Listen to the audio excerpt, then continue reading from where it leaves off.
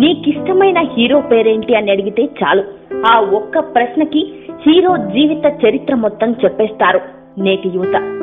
అదే దేశం కోసం అర్పిస్తున్న నాయకులు, సైనికుల గురించి చెప్పమంటే మాత్రం తెల్ల ముఖం వేస్తారు.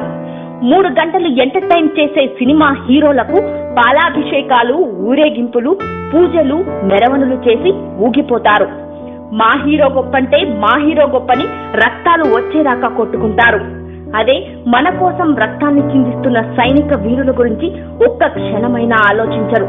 24 గంటలు సరిహద్దుల్లో మేల్కొని మనను కన్న తల్లిలా కాపాడుతున్న అన్నల గురించి ఎవరైనా మనలో ఒక్క క్షణం ఆలోచించామా? వారు ఎదుర్కొంటున్న సమస్యల కోసం పోరాటం చేశామా?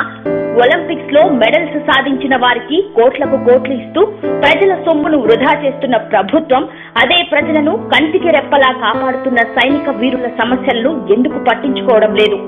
హాయిగా ఏసీ గదుల్లో, కార్లలో ఖరీదైన బుల్లెట్ ప్రూఫ్ జాకెట్లను, చుట్టూ సెక్యూరిటీని పెట్టుకుని, చెక్కు చెదరని దుస్తులను వేసుకుని తమకు అనుకూలమైన అన్ని పనులను నిమిషాల్లో పూర్తి చేసుకుంటున్న నాయకులు సైనికుల పట్ల ఎందుకింత బాధ్యతారాహిత్యంగా వ్యవహరిస్తున్నారు?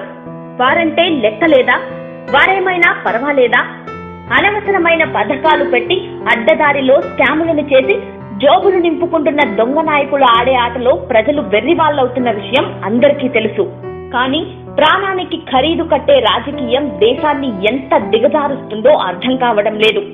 మన వీరులు ఎదుర్కొంటున్న కొన్ని పెద్ద సమస్యలను ఇప్పుడు మనం చూద్దాం.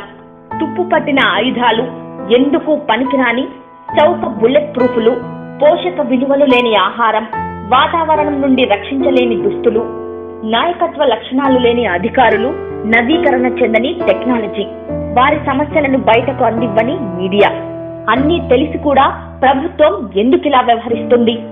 తక్షణం ఈ సమస్యలను పరిష్కరించకుంటే ఏదో కారణం వల్ల సైనికులు బలవుతూనే ఉంటారు. ప్రజలు కూడా ఊహల నుండి వాస్తవానికి రావాలి, బాధ్యతగా వ్యవహరించాలి. సినిమా హీరోల కోసం కాదు, మన కోసం పోరాడుతున్న అన్నల కోసం మనం పోరాడాలి, వారి రుణం తీర్చుకోవాలి. ఇలాంటి విలువైన సమాచారం కోసం మా యూట్యూబ్ ఛానల్ ని సబ్స్క్రైబ్ చేయండి.